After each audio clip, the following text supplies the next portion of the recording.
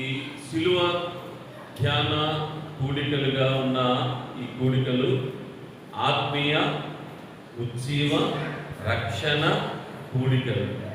ఆత్మీయంగా మనము ఉజ్జీవము పడటానికి, మన రక్షణను కొనసాగించడానికి ఏర్పాటు చేసుకున్నటువంటి ఈ ప్రత్యేకమైన కూడికలను బట్టి నేను దేవుని స్తుతిస్తున్నాను. ఈ సమయంలో యోధాపత్రిక 1:24 రెండవ లైన్ ఉంది. తన మహిమ ఎదుట ఆనందముతో మిమ్మును నిర్దోషులుగా నిలవబెట్టుటకును శక్తిగల మన రక్షకుడైన అద్వితీయ దేవునికి మన ప్రభువైన యేసుక్రీస్తు ద్వారా మహిమయు మహాత్మ్యమును ఆధిపత్యమును అధికారమును యుగయుగములకు పూర్వమును ఇప్పుడును సర్వయుగములలో కలుగునుగాక. అసలు ఈ వచనం యొక్క గొప్పతనం చాలా ఎక్కువ. అసలు ఇది రాసినటువంటి వచనాన్ని స్కాలర్స్ చాలా విపులంగా వివరిస్తూ ఉంటారు. అది మనకు అర్థమవునట్లు పరిశుద్ధాత్మ దేవుడు మనకు కూడా బోధిస్తున్నాడు. రెండవది, దేవుని శక్తి మనలో ఎలా పనిచేస్తుందంటే ఆనందముతో జీవించడానికి. హల్లెలూయా! ఎలాగా? ఆనందముతో జీవించడానికి. దేవుని శక్తి కలిగిన వారు ఆనందముతో కేరింతలు వేస్తారని రాయబడింది. దేవుని యొక్క సన్నిధిలో సంపూర్ణ సంతోషం ఉన్నది. యేసుక్రీస్తు ప్రభువుని చూడడానికి వచ్చినటువంటి ఆ జ్ఞానులు యేసుక్రీస్తు ప్రభువుని చూసి మహానందముతో ఆయన స్తుతించారని రాయబడింది. యేసుక్రీస్తు ప్రభువుని చూస్తేనే ఆనందం అండి. హల్లెలూయా, హల్లెలూయా. మా అర్థమవుతుందా? యేసు ప్రభువుని చూస్తేనే ఆనందం, యేసు ప్రభువుని కలిస్తేనే ఆనందం, యేసుక్రీస్తు ప్రభువుతో సహవాసంలోనే ఆనందం, యేసుక్రీస్తులో జీవించడము ఆనందం. ఇట్టి శక్తిని సిలువలో నుండి మనం పొందుకుంటున్నాం. యేసుక్రీస్తు ప్రభు వారి యొక్క శిష్యులలో సుమారు ఎక్కువ మంది సిలువయే వేయబడి చనిపోయారు. ఆయనను కూడా ఎక్కడ వారు తమ ఆనందాన్ని కోల్పోలేదు. ఎందుకంటే యేసుక్రీస్తులో ఉన్నటువంటి ఆనందము అట్టిది. పౌలు శీలలు మధ్యరాత్రి వేళ ఆనందముతో పాటలు పాడుతున్నారు. ఎక్కడ పాడుతున్నారు? చెరసాలలో ఉండి పాడుతున్నారు. యేసుక్రీస్తు ప్రభువుతో ఉంటే ఏ స్థలములో ఉన్నామన్నది ముఖ్యం కాదు, ఆనందముతో ఉన్నామా లేదన్నదే ముఖ్యం. హల్లెలూయా, హల్లెలూయా. నేను వాడుతూ ఉంటాను పదాలు. మన మోకాలు చుచ్చు ముక్కులు, ఎలక ముక్కులు, తాబేలు ముక్కులాగా ఉండకూడదు అంటాను. ఎప్పుడు నవ్వుతూ ఉంటాను. ఫాదర్ బెర్క్మన్ సై గారు మాట్లాడే మాట, ఇప్పటికి ఆయన 90 సంవత్సరాల దగ్గర పడుతున్నారేమో అనుకుంటున్నాను. ఇప్పటికి ఆయన వాడే పదం ఏంటంటే ఫేస్లో స్మైల్, కాళ్ళలో స్ప్రింగ్. ఏముండాలి? స్ప్రింగ్ ఉంటే ఎగురుతూ ఉంటామట, ముఖములో నవ్వుతూ ఉండాలట. వాడే క్రైస్తవుడట. దేవునికి స్తోత్రం కలుగునగా. క్రైస్తవుని నిర్వచనం ఏంటంటే వారికి ఏమి కలిగి ఉన్నను ఏమి లేకున్నను స్తుతిస్తూనే ఉంటారు. కష్టాలలో నష్టాలలో నన్నాదుతున్నావయ్యా, వ్యాధులలో బాధలలో కన్నీరు తుడిచావయ్యా అని ఒకరు రాస్తే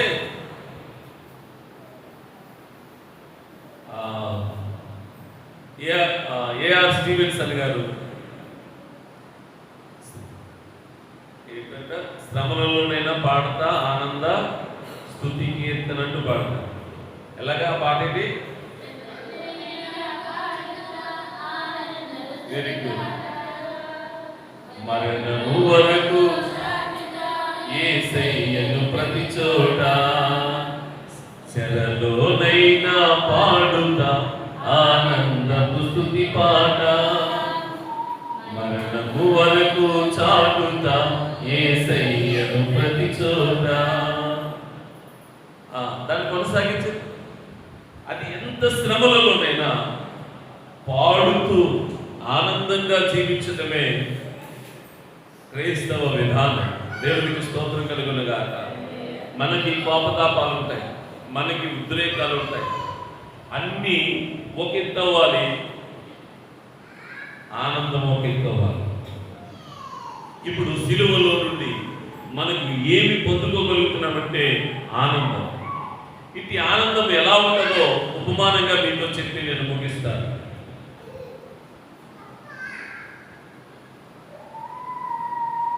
హల్లెలూయా, హల్లెలూయా.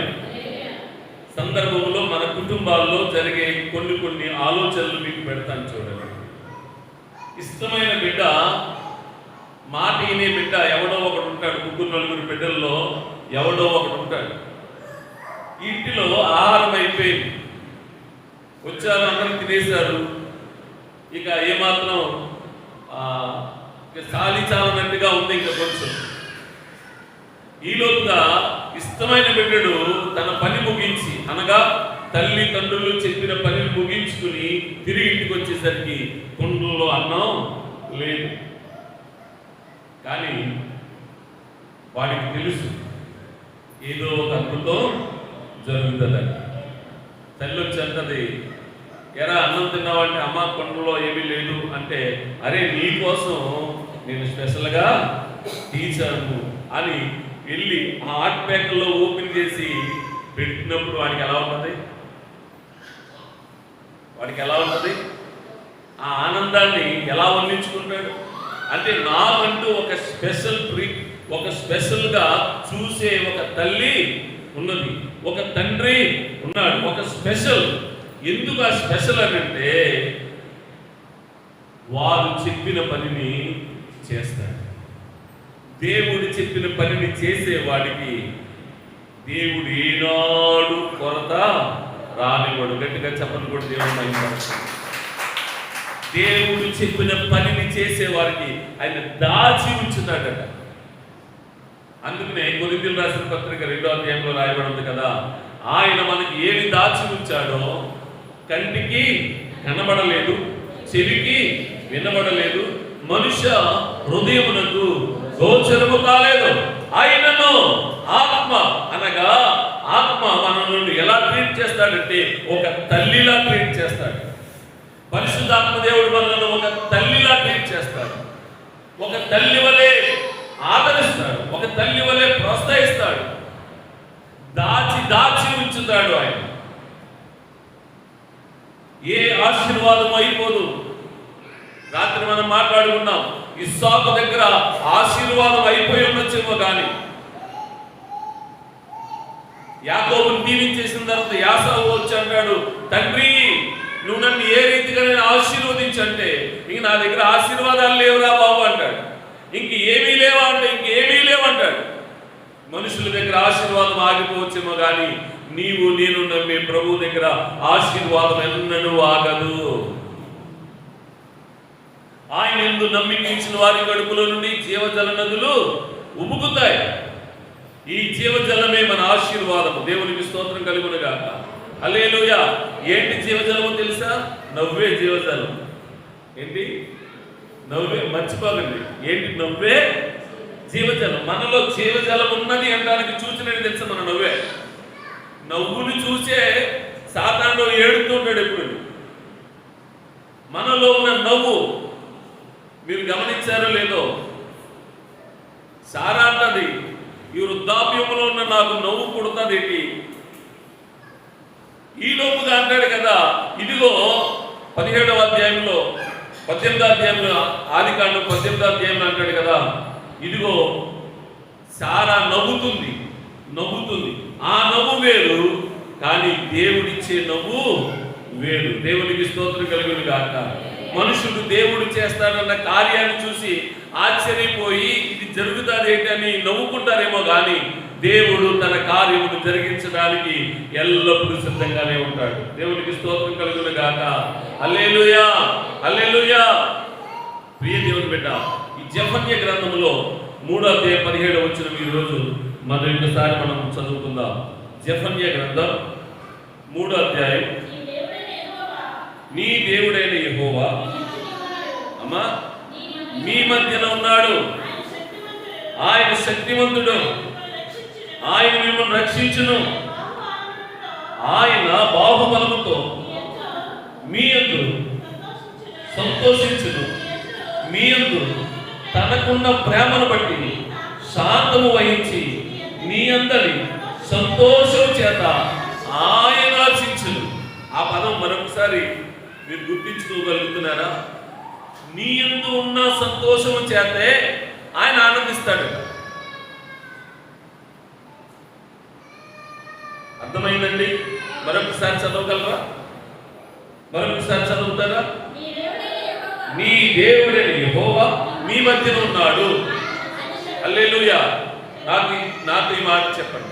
మన మధ్యన ఉన్న దేవునికి మహిమ కలుగును గాక. ఒకసారి అందరూ చేతులెత్తి స్తోత్రం చెల్లించండి, గట్టిగా స్తోత్రం చెల్లించండి. మన మధ్యన ఉన్నాడు. మన మధ్యన ఎప్పుడు ఉంటాడంటే ఆయన శక్తివంతుడు, ఆయన మనలను రక్షించును. ఆయన బహు ఆనందముతో నీ యందు సంతోషించును. హల్లెలూయా. ఆయన మనలను బట్టి ఆయన సంతోషిస్తాడట. ఎలా సంతోషిస్తాడు? అసలు మనం ఏమనుకుంటాం? దేవుణ్ణి బట్టి మనం సంతోషించాలనుకుంటాం. కానీ ఇక్కడ ఏముంది? మనల్ని బట్టి ఆయన సంతోషిస్తాడు. మనల్ని బట్టి ఆయన ఎందుకు సంతోషిస్తున్నాడు? చదవండి కిందకి. ఆయన బహు ఆనందంతో నీ యందు సంతోషించును. నీ యందు తనకున్న ప్రేమను బట్టి శాంతము వహించి నీ అందరి సంతోషము చేత హర్షించు. నీలో సంతోషం ఉన్నది. మనలో ఎందుకు సంతోషం ఉంటుందో చెప్తాను. మనలో ఎందుకు సంతోషం ఉంటుందో చెప్తాను. ప్రియ దేవుని బిడ్డ, యేసుక్రీస్తు ప్రభు ఆ మార్గంలో వస్తున్నాడు. ఆ మార్గంలో ఆయన చూడటానికి చాలా మంది, వేలాదిగా జనులు గుంపులుగా కూడున్నారు.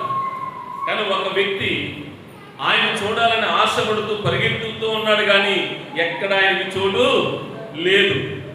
చోటు లేక లేక లేక మొత్తం మీద ఏదో ఒకలాగా ఒక చెట్టు ఎక్కేశాడు. అంతవరకు చూడటానికి మాత్రమే ఎక్కాడు. కానీ యేసు ప్రభు వారు రావాలా శ్రద్ధగా లేదు.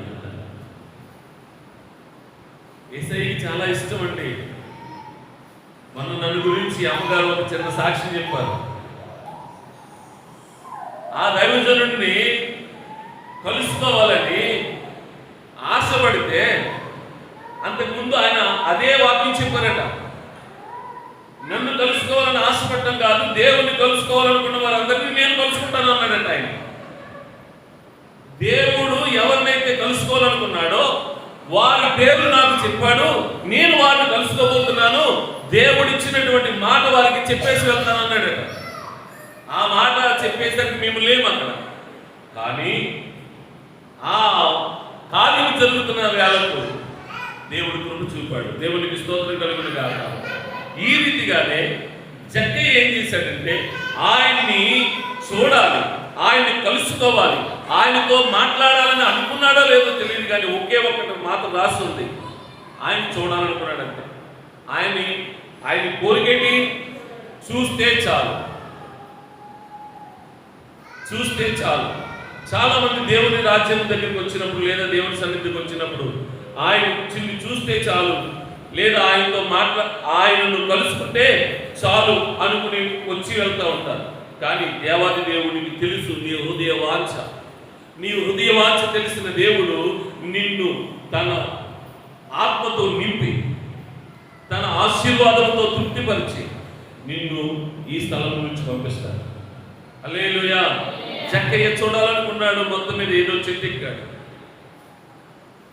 ఆ సంగతి తెలిసిన యేసయ్య జక్కయ్య పడుతున్న ఆ ఆతృత, ఆ ఆతృతను బట్టి యేసయ్య సంతోషించాడు.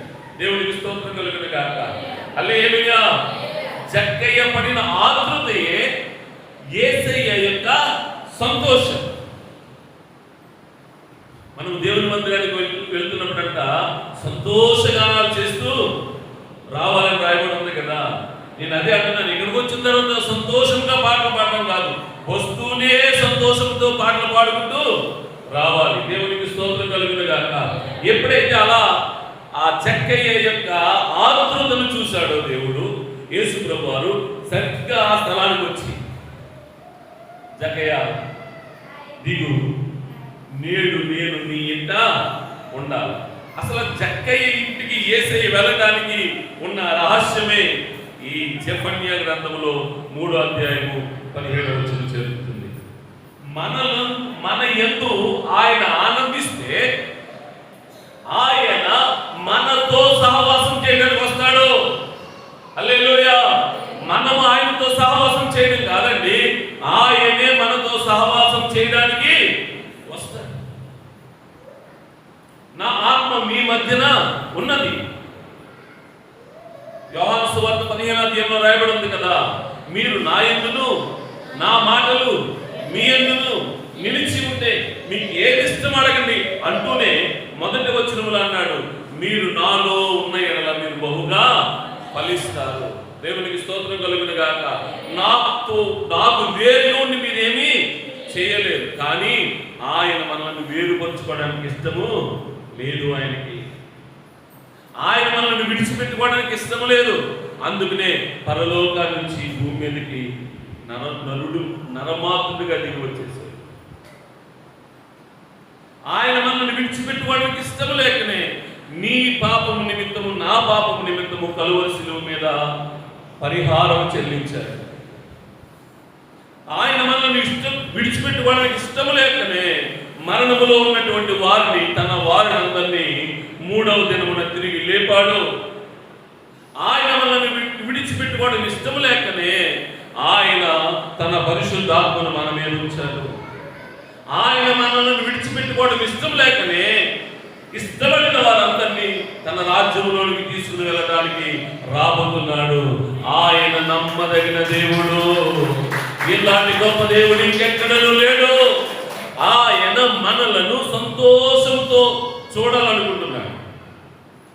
అదే వచనంలో జక్కయ్య నేడు నేను నీ ఇంట ఉండాలి అంటే, జక్కయ్య అంట సంతోషముతో చేర్చుకోలేదు. ఎవరు యేసు ప్రభువుని సంతోషంతో చేర్చుకుంటారో ఆ సంతోషంలోనే యేసయ్య సంతోషం ఉంది. ఆమేన్, ఆమేన్, ఆమేన్. యేసుక్రీస్తు ప్రభువుని సంతోషంతో చేర్చుకున్న ఇంటిలో యేసయ్య సంతోషం ఉంది.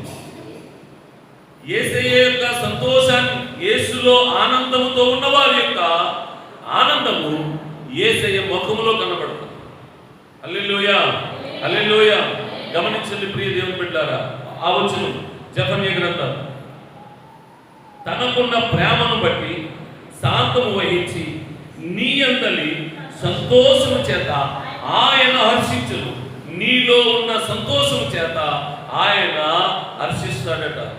ఎలా హర్షిస్తాడంటే ఇంకా ఉన్నాయి కదా, ఏమున్నా లేకున్నా ఆయన స్తుతిస్తాం. అందరూ పట్టు వస్త్రాలు ధరించి ఆరాధన చేస్తానంటే సింపుల్ గుట్టలు ధరించినోడు కూడా ఆరాధన చేస్తూ ఉంటాడు. కానీ పట్టు వస్త్రం ఎక్కడ నలిగిపోతుందో అని కూర్చుని దాని స్లీవ్ ఊడిపోతేమో, దాని దారం ఊడిపోతేమో అని అన్ని జాగ్రత్తలు పడతా ఉంటుంటే వస్త్రం మీదకి వెళ్ళిపోయింది మన మనసు. దేవుణ్ణి ఆరాధించే విధానంలో ఆయన ఆనందించదు. కానీ ఏమీ లేకుండా సాధారణమైన చిన్న వస్త్రం ధరించి అన్ని ఇచ్చావయ్యా, నీకు స్తోత్రం అయ్యా అని గంతులు వేస్తానంటే ఆయన వారిని చూసి సంతోషిస్తాడట. అయితే దీనంతటికి ముఖ్యమైన ఒక ప్రతిఫలం ఉన్నది. ఏంటి ఆ ప్రతిఫలం తెలుసా? నువ్వు బహుగా ఫలించినట్లు ఆయన నిన్ను ఆశీర్వదించడానికి నీలోనికి వస్తున్నాడు. హల్లెలూయా. నీ మధ్య నివాసం చేస్తున్నాడు.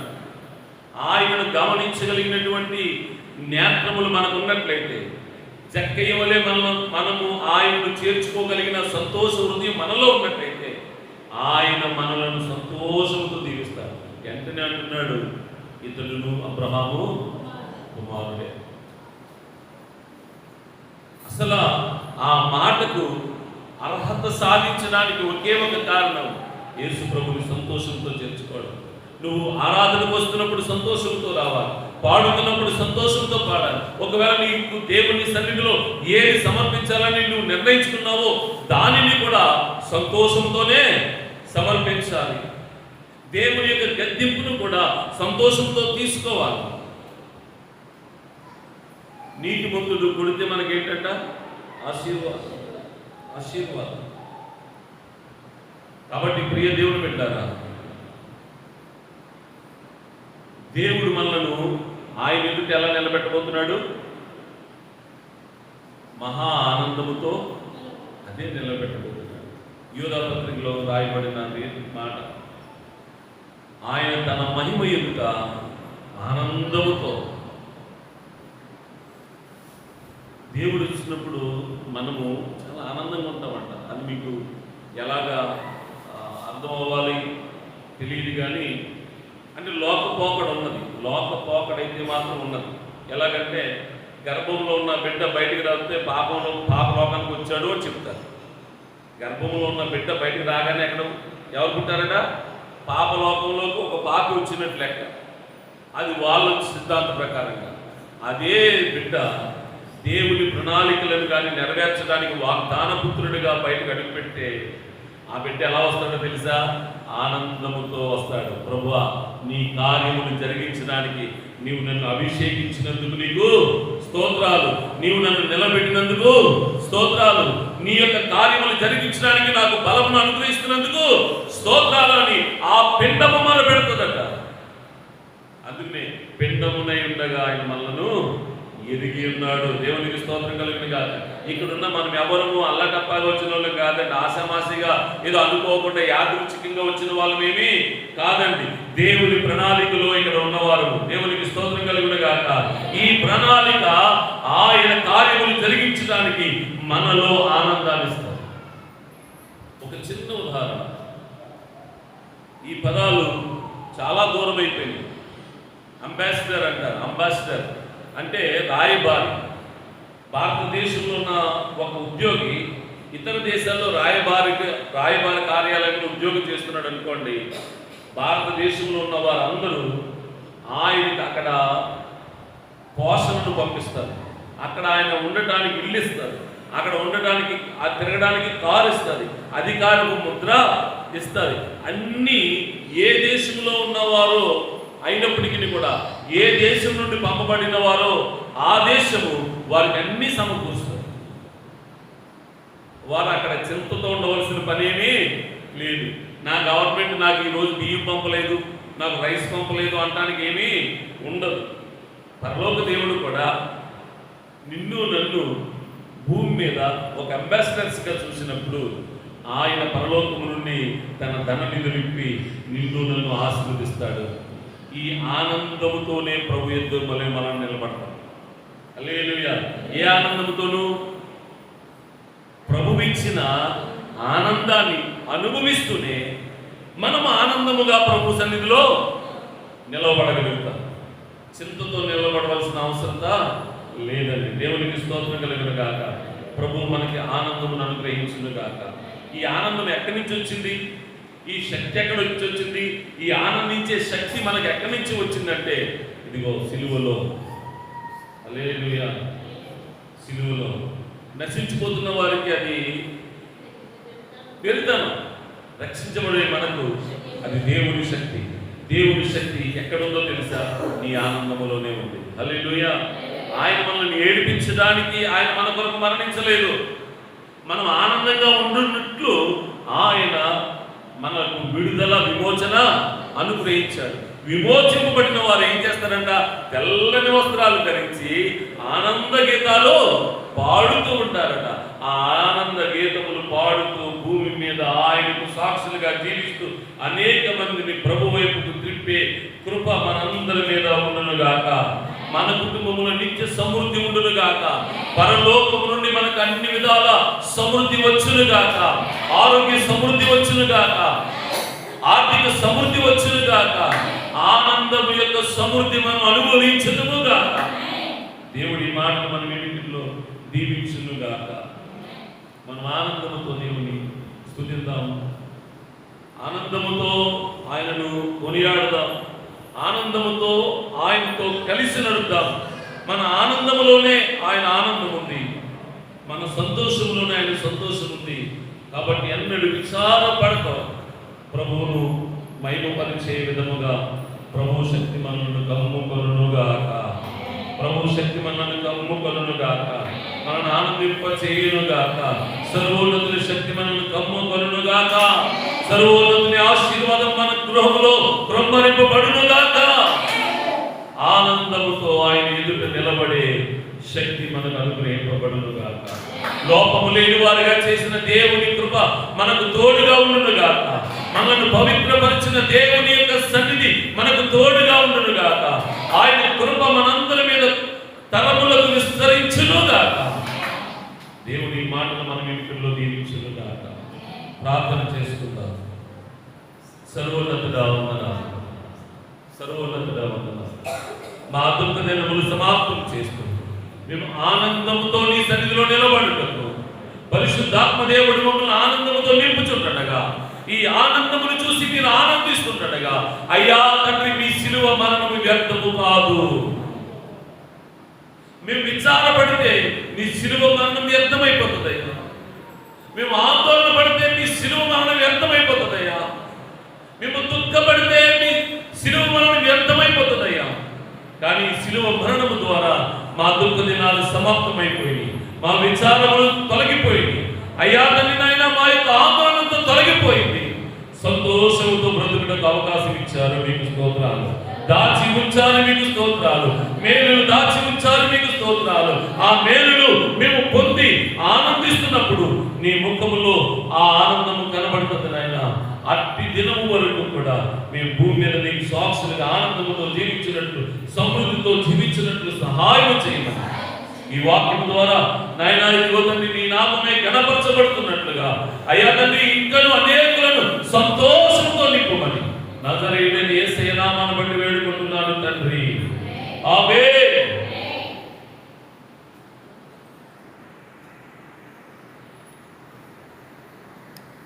హల్లెలూయా.